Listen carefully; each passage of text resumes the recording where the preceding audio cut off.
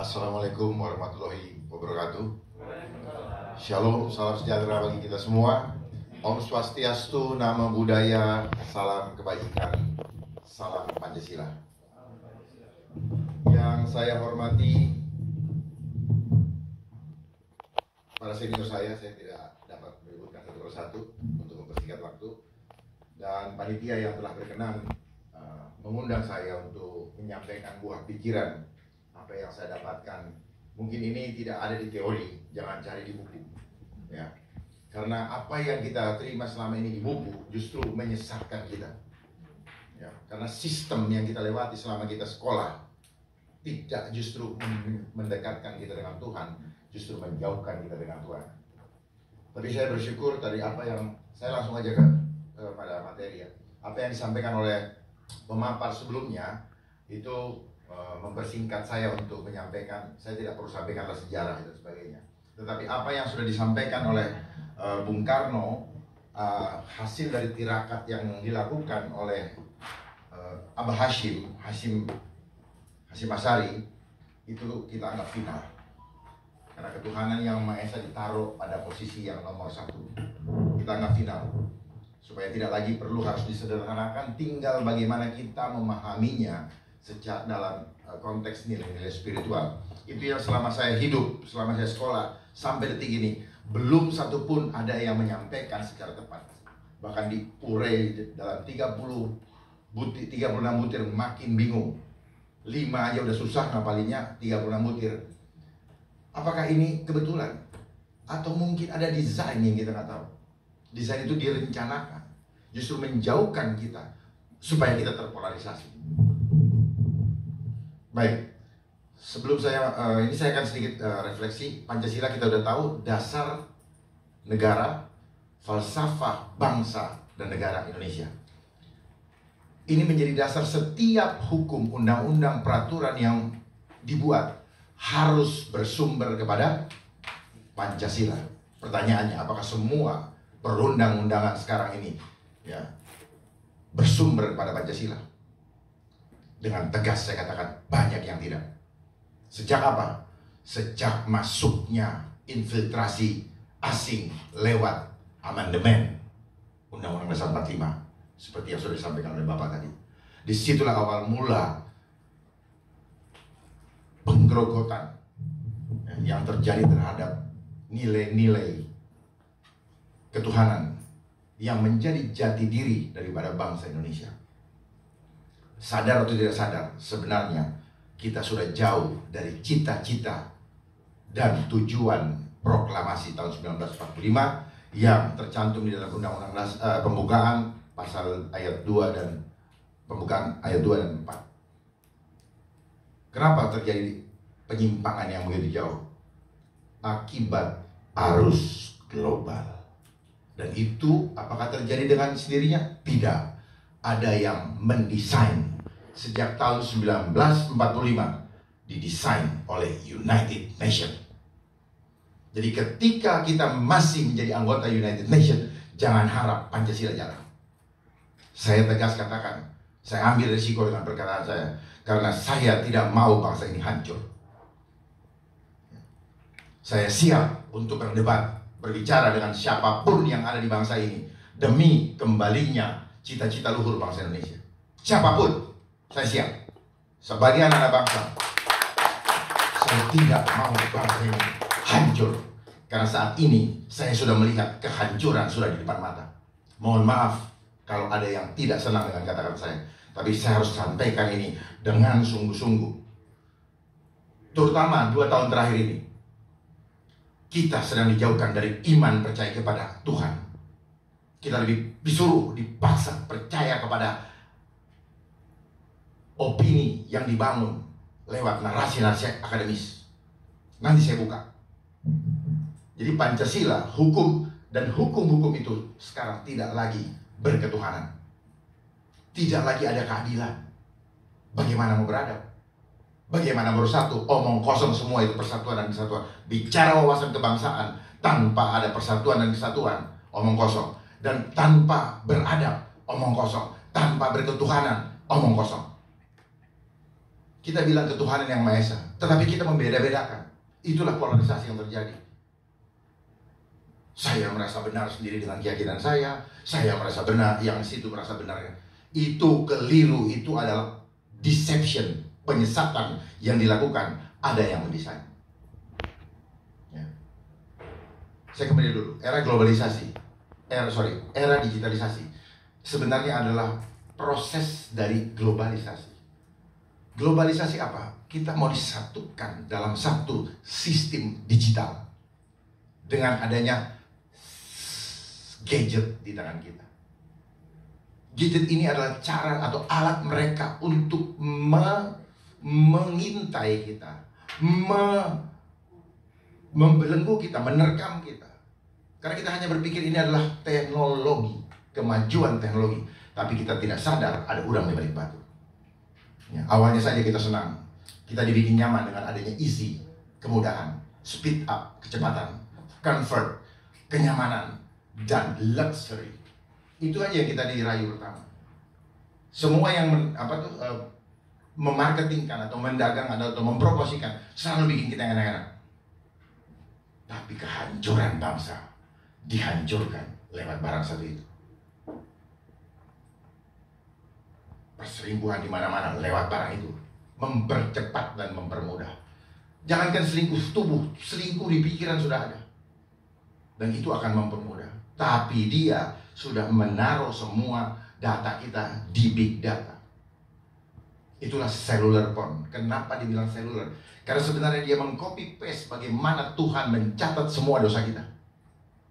That's why they call it cellular phone. Itu sel kita. Nanti saya terangkan. Baik. Era digitalisasi adalah transformasi era analog. Analog itu manual. Menuju kepada dengan proses digitalisasi. Ya.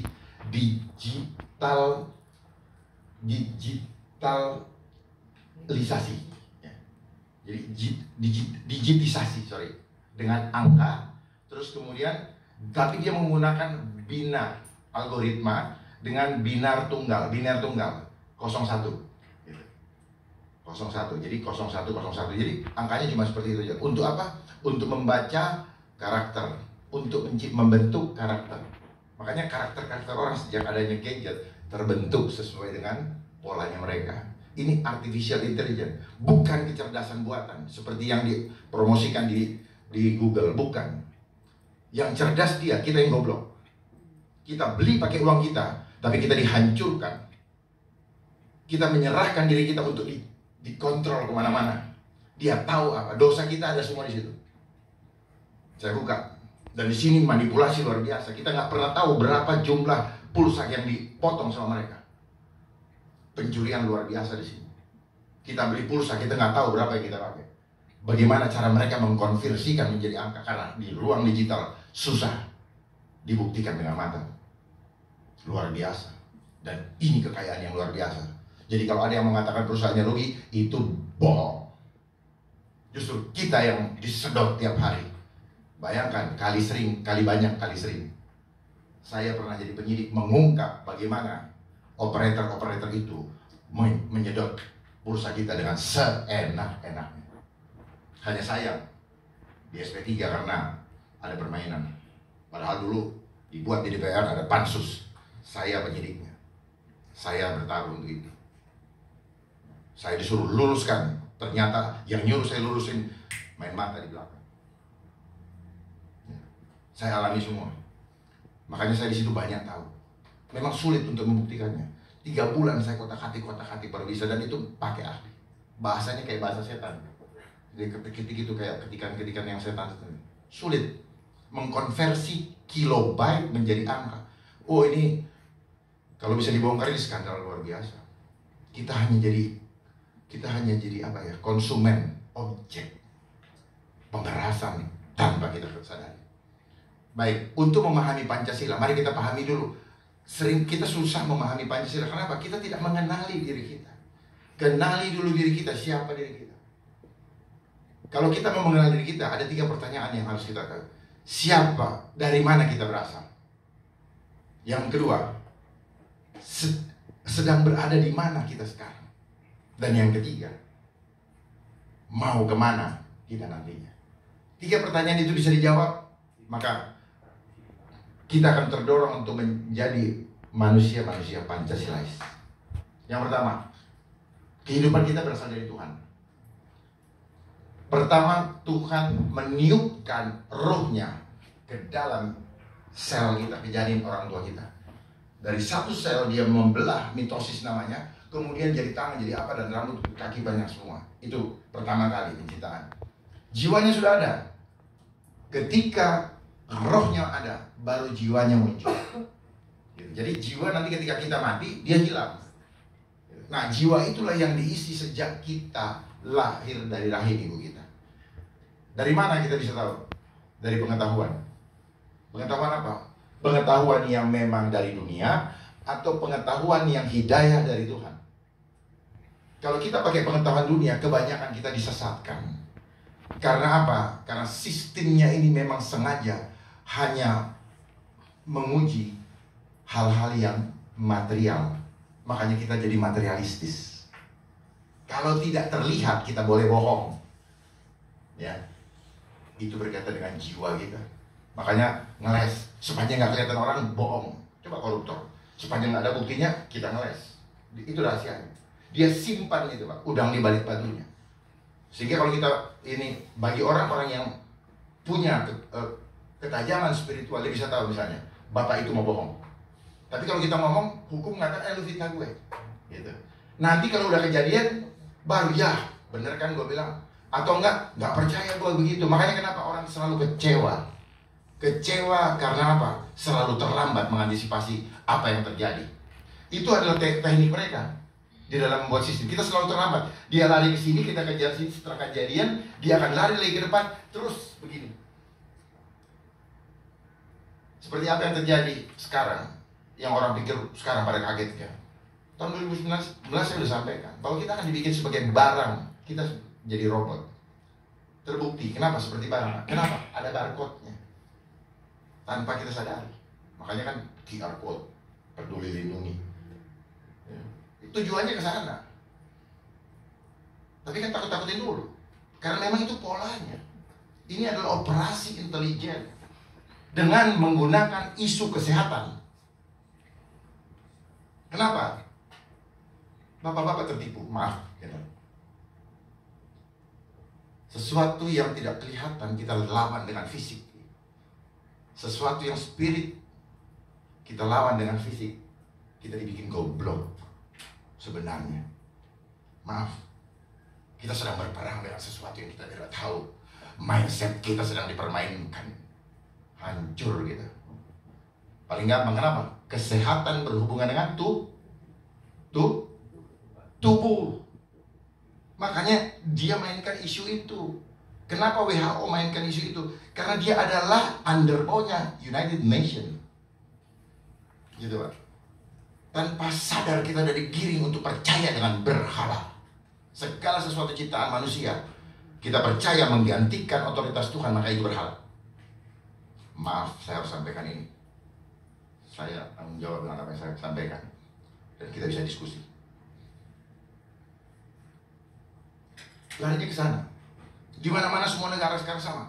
Pakai masker, lockdown, pakai masker. Something wrong. Ini ada, there is an order, ada perintah berarti yang tersentralisasi. Ada komando, ini garis komando.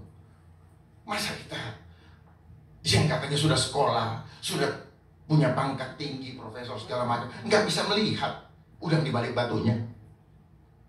Mari kita diskusi, selamatkan bangsa ini. Kalau memang serius, makanya kenapa saya mau hadir ke sini, karena tujuannya menyelamatkan bangsa. Berikutnya, ya, enggak usah jangan. Berikutnya tadi pengetahuan. Jadi tubuh kita itu hidup dari sel-sel, sel otak, darah, daging, tulang. Jadi tubuh terdiri dari itu. Itu yang selama ini kita urusin kan. Tapi kan perlu nutrisi. Persoalannya nutrisinya apa? Nutrisi alami atau nutrisi buatan. Kita sekarang selama ini sudah digiring dengan nutrisi buatan. Itu menghancurkan. Jadi we are what we eat. Apa yang masuk ke dalam tubuh kita itu akan mempengaruhi karakter kita. Contoh, orang minum minuman keras, tidak lama dia marah. Kenapa? Karena levernya rusak. Ya. Kita makan yang berlebihan, kolesterol, apa yang rusak? Levernya rusak. Akhirnya apa? Kalau levernya sudah tidak bisa memfilter racun-racun, maka dia punya ginjal. Itu juga naik. Kalau ginjalnya udah lemah, maka dia penakut. Orang penakut ginjalnya lemah, dan ginjal lemah berpengaruh terhadap kejantanan lelaki maupun kandungan wanita. Ya, itu berkaitan semua. Apakah pernah ada yang buka seperti ini? Nggak ada. Orang sedih jantung, orang sedih ini paru-parunya rusak, paru-parunya jadi lemah. Jadi kalau kita sedih, paru-paru kita lemah. Gitu. Bukan karena apa-apa, bukan. Cuman konsep akademis, konsep yang selama ini itu menyesatkan kita. Lalu orang cuma percaya dengan Mbah Google. Dan Mbah Google itu mendrive pikiran kita. Supaya kita apa? Supaya kita ngikut apa kata dia. Dan di luar Google semua dia bilang hoax, padahal itu kebenaran. Ada yang memainkan arus informasi itu, saya tahu. Kenapa mereka melakukan ini? Karena mereka dapat duit. Gitu. Nggak ada lain, mereka dapat duit.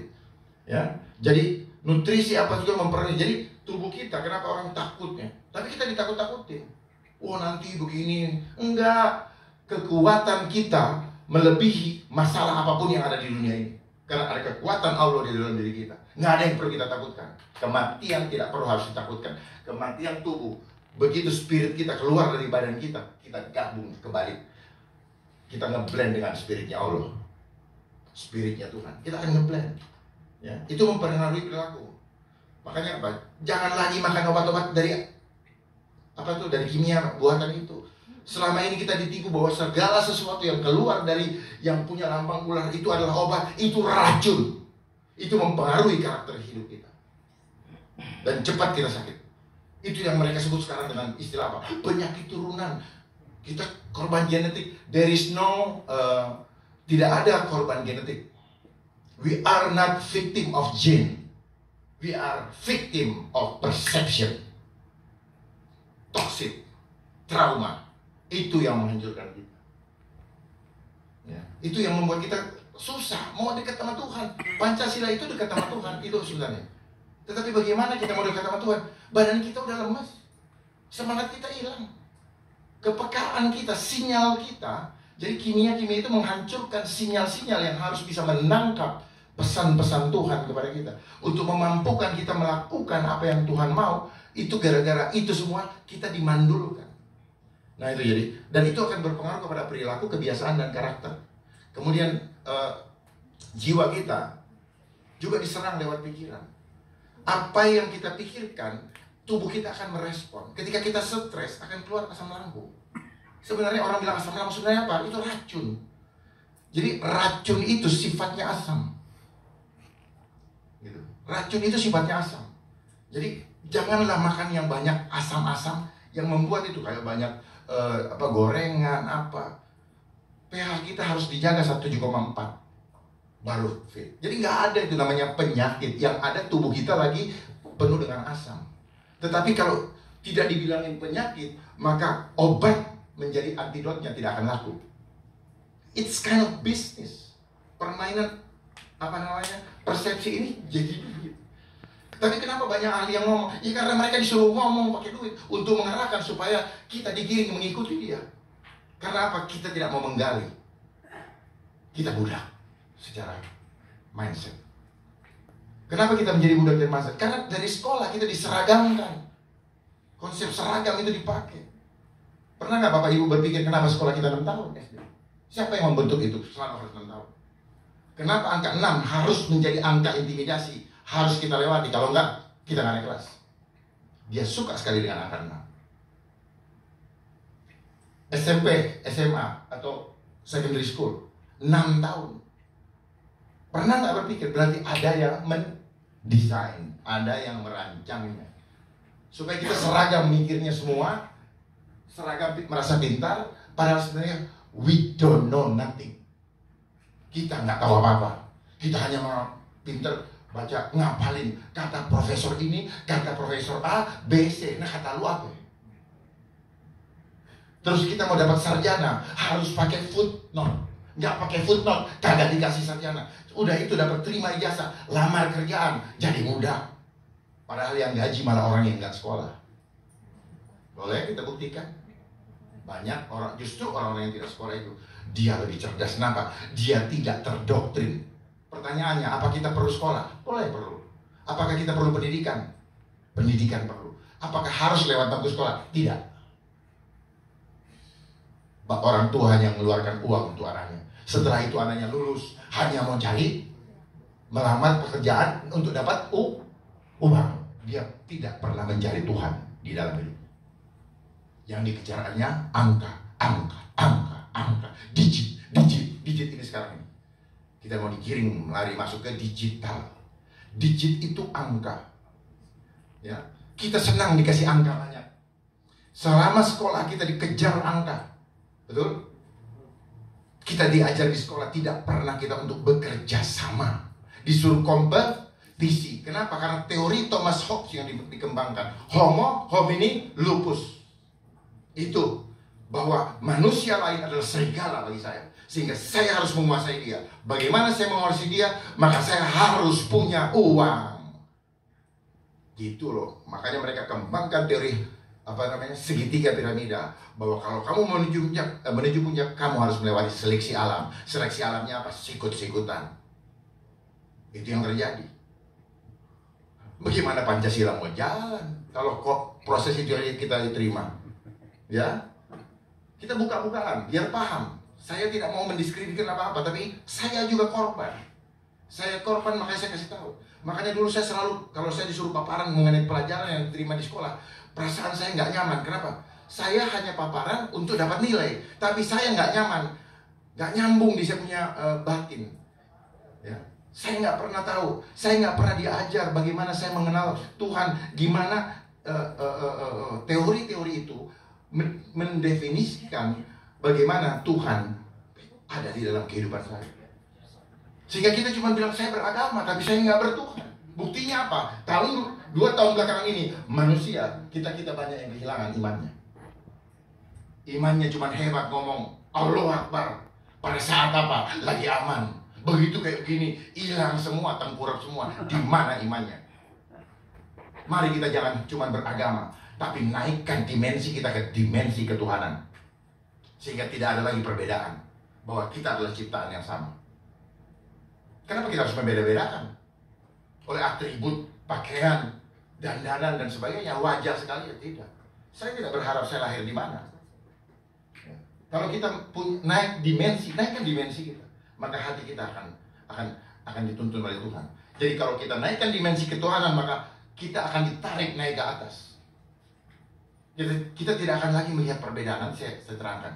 Jadi kalau tubuhnya kuat, tubuhnya sehat, di dalam mensana in corpore sano, di dalam tubuh yang sehat terdapat jiwa yang kuat.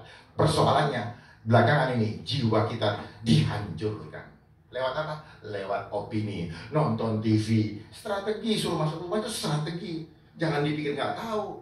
Kadang-kadang mereka membuat strategi dan pikir kita bodoh sekali. Diajak diskusi nggak mau. Kita ngomong malah dimusuhin.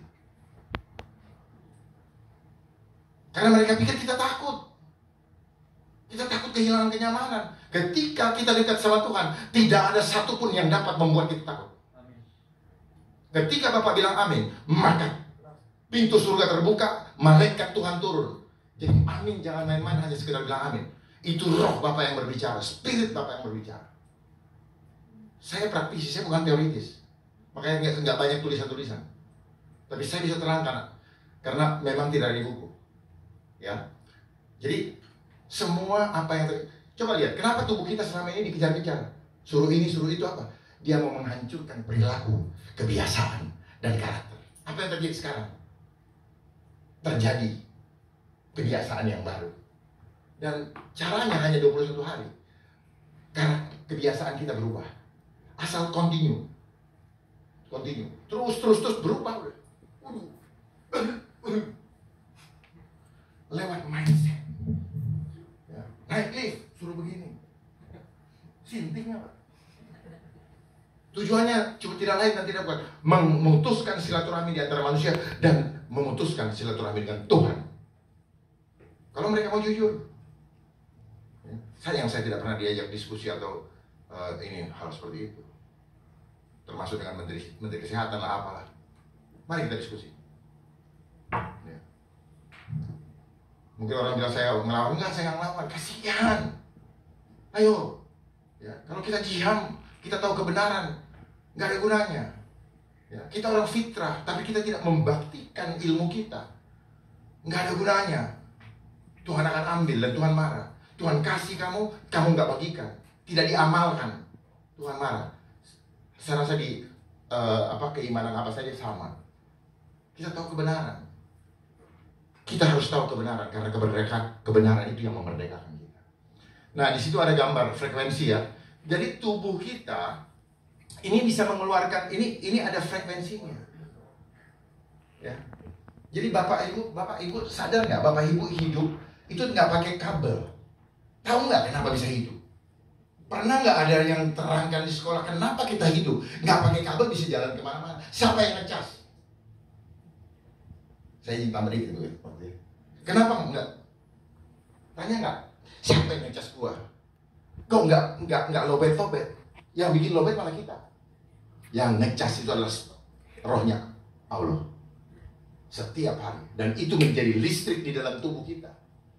Makanya kita bisa main mata, kita punya mulut bisa begini-begini, lidah kita bisa begini, bisa merasakan, hidung kita bisa. Itu karena listrik. Power plant-nya dari mana? Frekuensi dari surga. Sadari dulu itu, baru kita bisa tahu. Selama ini kepekaan itu, internet kita dirusak dengan kimia beracun. Ini ada internet, ini semua nih mereka belajar dari teknologi yang tercanggih yang ada di dalam diri kita itu dari Tuhan. Dari mana mereka belajar listrik? Dari tubuh kita yang berinteraksi dengan alam. Kita kan nggak pernah dikasih tahu kan, Solar, Thomas Alva Edison, enggak, bukan.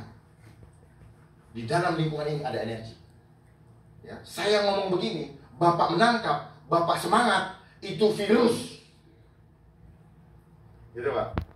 Bapak ketakutan, itu virus. Jadi virus, fisiknya ada nggak? Nggak ada. Tegas saya bilang nggak ada. Virus itu singkatan, vibration of us. Adakah yang bahasa Inggris di sini? Vibration of us.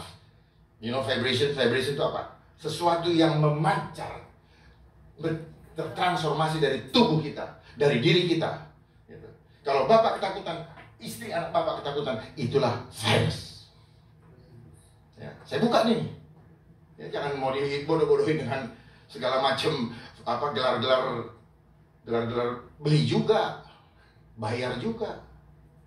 Sorry, ya. Mohon maaf saya dari Indang sini tanggung ya. Karena saya lihat ada senior saya Pak Kiki, saya semangat ini. Saya semangat. Karena beliau saya harapkan nanti dengan gagah berani, ya, karena beliau sudah purna dan ada di veteran itu Nah, Bapak bisa menyampaikan. Saya nanti dampingin Bapak supaya kalau ini Bapak gak kalah ngomong. Karena kalau kesempatan terakhir Pak, sebelum Bapak dipanggil Tuhan, Bapak cuci dosa. Loh, serius. Yang Tuhan nilai dari hidup kita apa Pak? Pada saat Bapak mencapai garis finish. Bukan dulu Bapak baik, garis finish Bapak gagal, bukan. Yang Tuhan lihat di situ, garis finish. Makanya tetaplah jalan dalam kebenaran walaupun sendiri, walaupun dunia mengecilkannya. Jangan takut. Yang membuat kita hidup bukan makan yang Bapak makan, tetapi roh atau spirit yang Tuhan yang ada dalam diri kita. Amin. Berikutnya, saya memang kalau agak lama ini, karena saya harus buka. Kalau nggak ngerti nanti, ya. BPIP juga kalau nggak ngerti percuma, hanya ngabisin anggaran. Ya. Saya nggak usah dibayar, saya kasih semua. Nah ini, ya, tolong diperhatikan baik-baik. Tuhan, di mana kaitannya dengan Pancasila? Itu Pak satu, sila ketuhanan yang Maha Esa. Jati diri bangsa kita adalah Nuswantara. Jadi manusia kan ada Ada roh, jiwa, dan tubuh. Di mana kaitannya sama Tuhan? Di rohnya, Pak. Di rohnya. Itu langsung ini kan apa? Spiritual, tidak terlihat, tapi nyata. Ya. Jangan dibilang mana fisiknya. Memang dunia suka pakai bahasa objektif. Kalau nggak ada objeknya tidak dipercaya. Sekarang juga nggak ada objeknya, tapi dipercaya, kan bodoh juga. Tergantung narasi. Sesuatu yang kelihatan dilawan pakai yang kelihatan, pakai barang fisik. Kan berarti yang kalah kita punya mindset. Saya enggak. I'm not fear. Ini hanya masalah ketakutan. Nanti saya buka kenapa. Orang yang ada dalam frekuensi ketakutan siap-siap untuk jadi orang sakit. Ini saya buka dari teori dari Dr. Hawkins. Jadi seperti itu. Tapi orang yang selalu ada Tuhan, dia punya power yang luar biasa. Ya, satu orang bisa membuat perubahan. Jadi jati diri bangsa kita adalah Nuswantara. Nu makhluk suamandiri anta menuju. Itu kurang salah. Jangan ngetiknya. Menuju kepada Ra Sang Pencipta. Kalau di arti ini dari bahasa Sanskerta kuno, jarang tidak pernah disampaikan oleh orang. Orang taunya Nuswantara. Nuswantara itu apa? Geografinya, the land, fisiknya. Kalau Nuswantara itu spiritnya. Jadi orang-orang Indonesia, spiritnya itu Nuswantara, orang yang selalu fitrah. Nah pertanyaannya, fitrah kita dirusak. Dengan apa? Dengan arus globalisasi. Dan itu yang terjadi dengan alasan lah efektivitas, efisien lah, meningkatkan lah. Semuanya hanyalah di awal. Setelah itu kita dicengkram. Efisiensi dan efektivitas apa? Kaitannya hanya dengan apa? Biaya. Biaya itu kan apa? Uang. Uang ada apanya? Angka. Kita senang dengan banyak angka, tapi kita stres kalau angka kita sedikit. Dan kita ketakutan ketika dikasih statistik kematian. Angka. Padahal kita suka memanipulasi angka itu. Bayar pajak manipulasi. Laporan juga manipulasi. Tapi begitu kita dimanipulasi, kita bisa kena. Serem. Jadi our faith, kita punya iman hanya berdasarkan numerik, hanya berdasarkan angka. Sedih nggak? Gimana mau percaya? Gimana punya power? Gimana mau bisa dekat sama Tuhan? Nggak percaya kuasa Tuhan. Kita bilang Allahu Akbar, Tuhanku dahsyat, tetapi saya tidak percaya kedahsyatan Dia melebihi apapun juga. Kalau sudah Pancasila itu, dia tahu bahwa Tuhanku dahsyat. Allahu Akbar.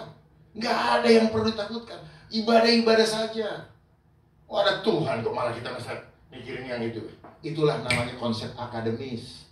Untuk apa? Mendesain, mempengaruhi kita untuk menjadi hilang iman kita, akidah kita. Apakah ini masalah kesehatan? No, ini masalah menghancurkan hubungan dengan Tuhan. Saya Kristen, saya gereja, menjadi susah gereja, nggak boleh gereja. Saya mikir, ini udah ada yang salah ini.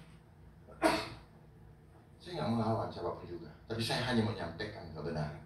Apakah kalau saya menyampaikan kebenaran, orang harus memusuhi saya? Tapi saya siap dengan segala risiko.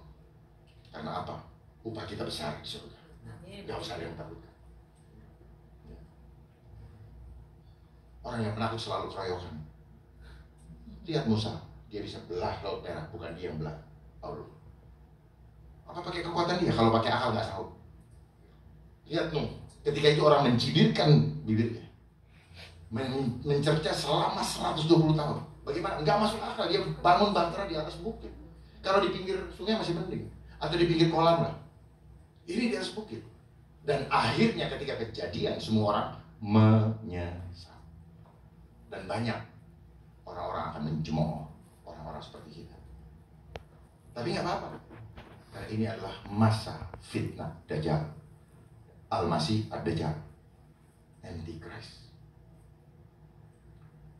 Jadi itu tadi Tuhan yang Maha Esa segala macam. Nah, berikutnya. Nah ini supaya bisa memudahkan untuk memahami. Kali kalau Pancasila itu punya nilai, ada 5 nilai kunci atau 5 nilai spiritualnya. Yang pertama ikhlas. Untuk menjadi Nuswantara itu harus ikhlas. Ikhlas itu seperti apa?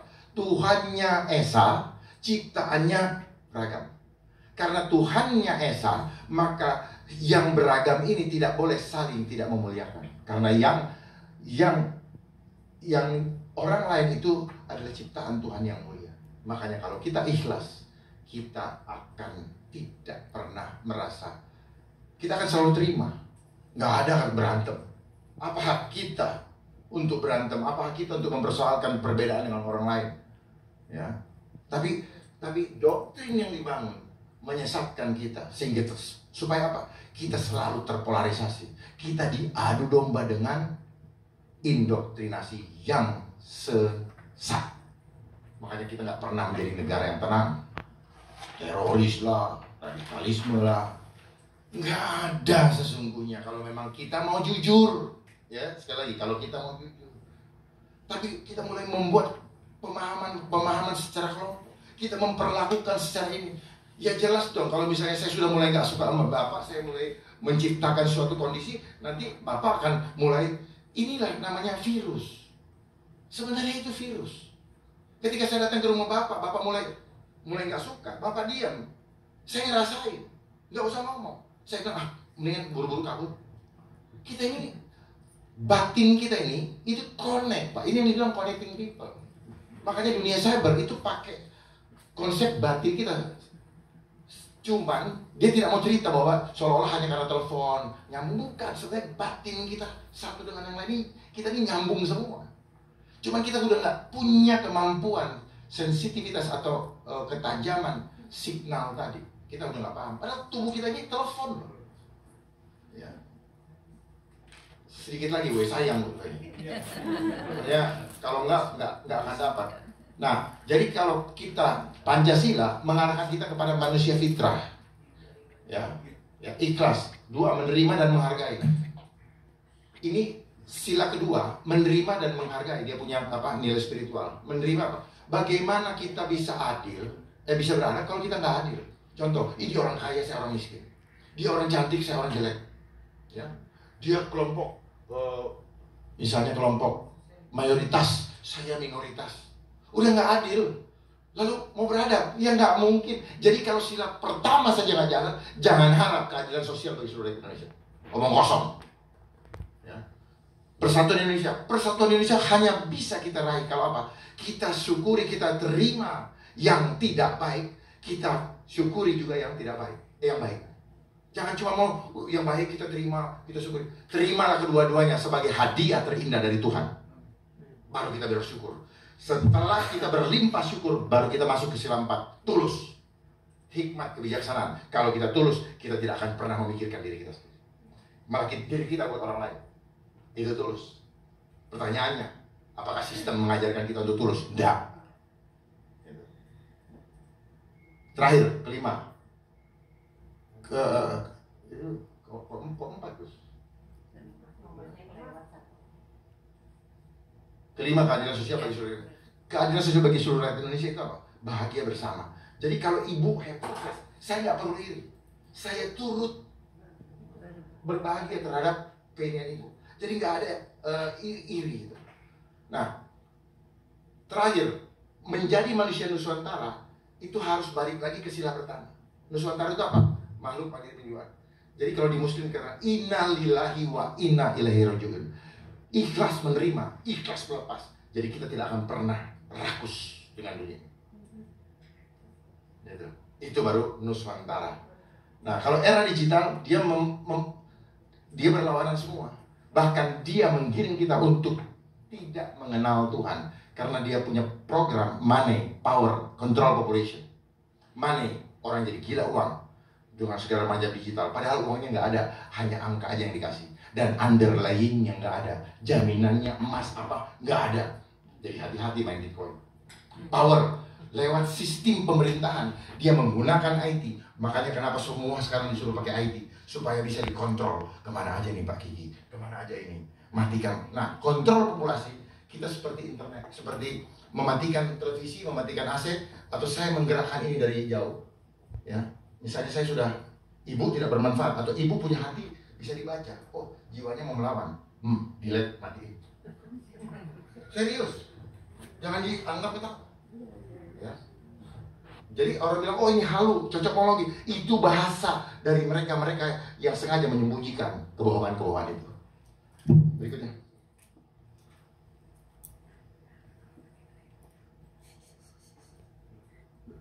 Ya, nanti cepat. Terus. Ya. Nah, ruang cyber atau digitalisasi teknologi informasi. Nah, siapa yang sekarang lagi megang teknologi dan informasi dan komunikasi? Dia menggunakan internet. Jadi nanti ada mobil listrik kita diarahkan nanti kan sebentar lagi mobil listrik nih. Dengan alih-alih katanya apa namanya? Minyak udah nggak ada. Minyak selalu ada sepanjang Tuhan masih menyertai kita. Minyak seperti mata air. Ya. Minyak bukan dari fosil, minyak suka-sukanya Tuhan. Makanya ada suka-sukanya Tuhan. Itu nggak ada manusia gini. Kenapa? Dia mau kontrol. Gitu. Nah, kalau kita panjang saya buka siapa Rockefeller, siapa itu, siapa yang punya BNI itu Rockefeller sama Rothschild. Ya.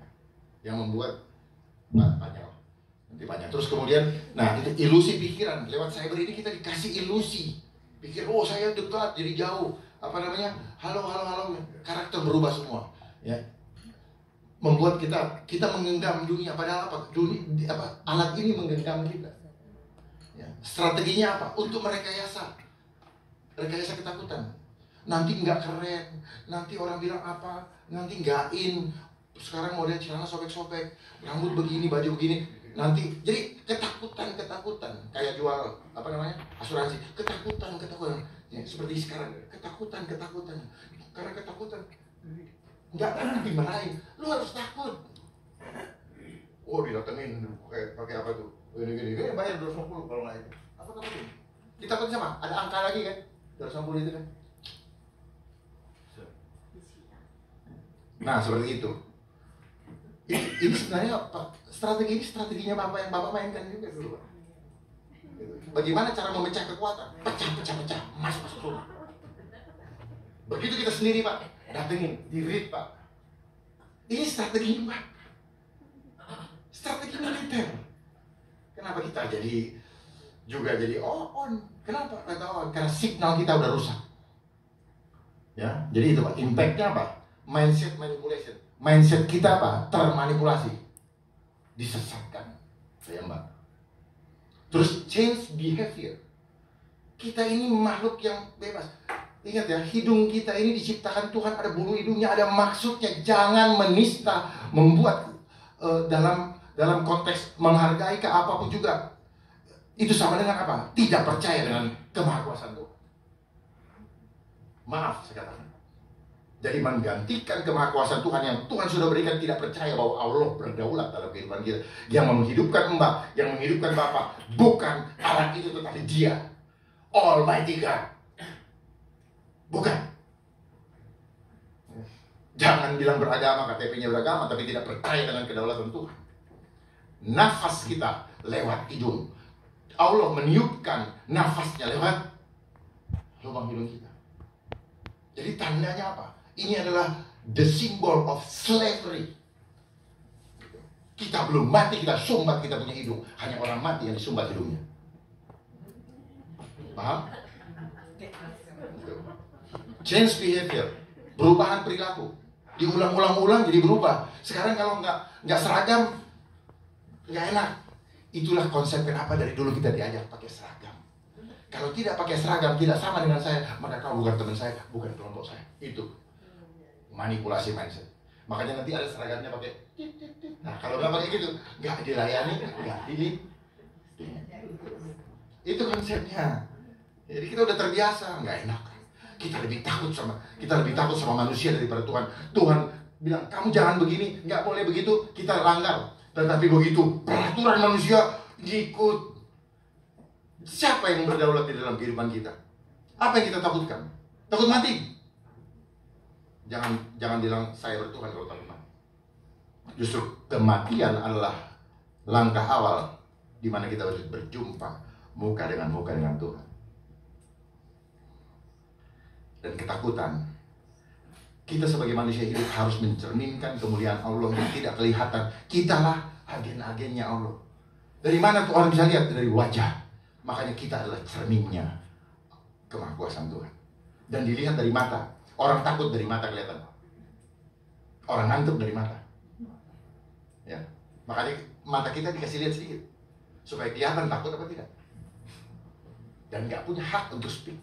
Dulu, ya, sebelum 9/11, Amerika jualan apa? Konstitusi, demokrasi, human right. Sekarang sejak 9/11 disobek semua itu kertas. Tidak ada lagi demokrasi, nggak ada. Itu mainannya setelah 9/11. Karena 9/11 juga mainannya mereka ada kaitannya dengan yang terjadi sekarang. Karena mereka menuju ke New World Order, seperti yang tertulis di dalam uang dolar, $1. Ya, jadi tujuannya, goalnya adalah kita meninggalkan Tuhan, hilangnya jati diri, dan itu bertentangan dengan Pancasila. Terus cepat, agak cepat. Yes.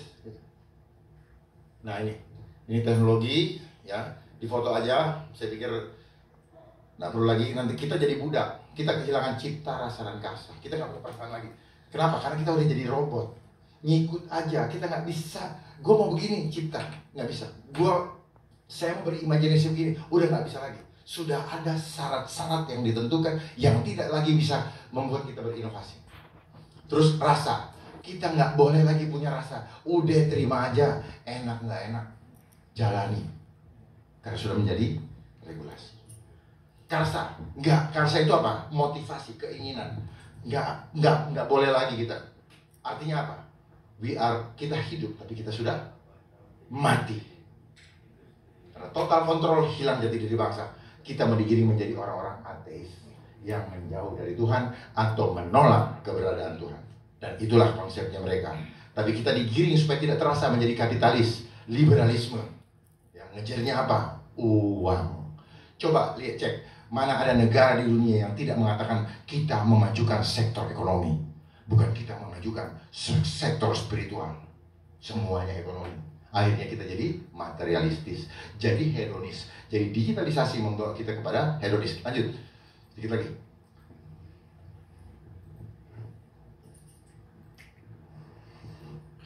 Nah, di foto saja Pak, nanti bisa ditanyakan. Saya lanjut.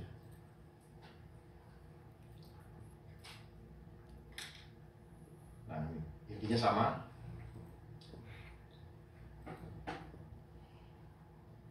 Nah, itu.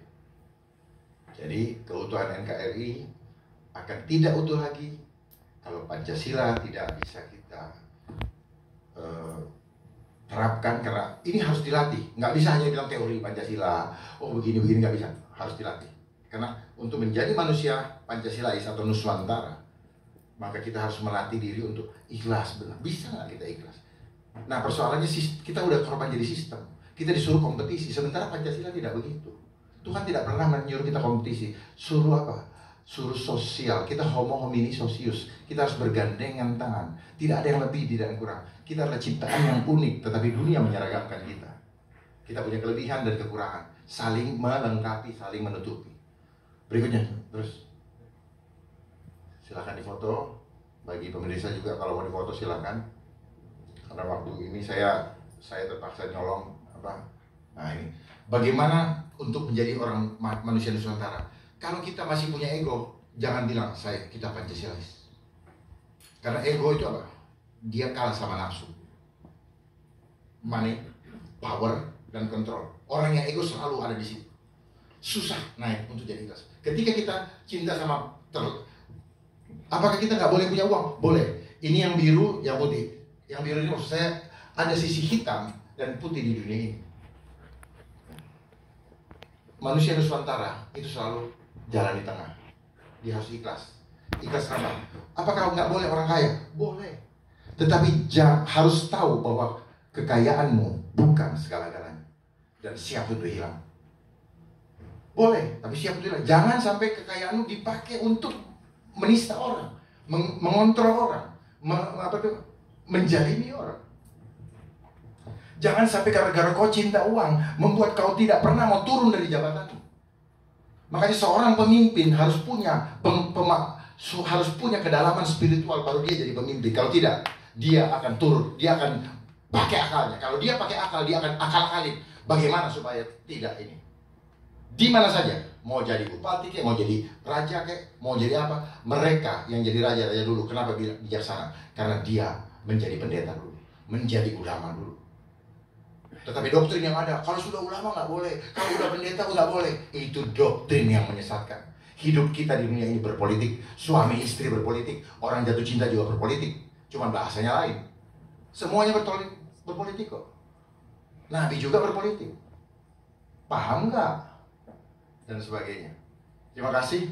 Nah, kalau ego itu slave itu budak. Vibrant itu apa? Kita bisa memancarkan sehingga orang merasa nyaman kepada kita. Tapi radiant itu apa? Dia konstan, dia selalu seperti misalnya. Jadi manusia yang memuliakan Tuhan, dia sudah ketemu dengan Tuhan, dia merasakan hadirat Tuhan, terus dia tidak membesarkan, dianya hilang. Dia tidak ada. Jadi Tuhan yang selalu ditonjolkan. Dianya hilang. Nah, kalau orang sudah begitu, tidak ada satu pun yang bisa kita takutkan. Besarkan Tuhan. Kita di belakang. Bahkan hilang sama sekali. Baru dia yang akan mempermuliakan kita. Satu lagi. Nanti kalau ada prosesi pertanyaan. Saya akhiri wabillahi taufiq wal hidayah. Assalamualaikum warahmatullahi wabarakatuh.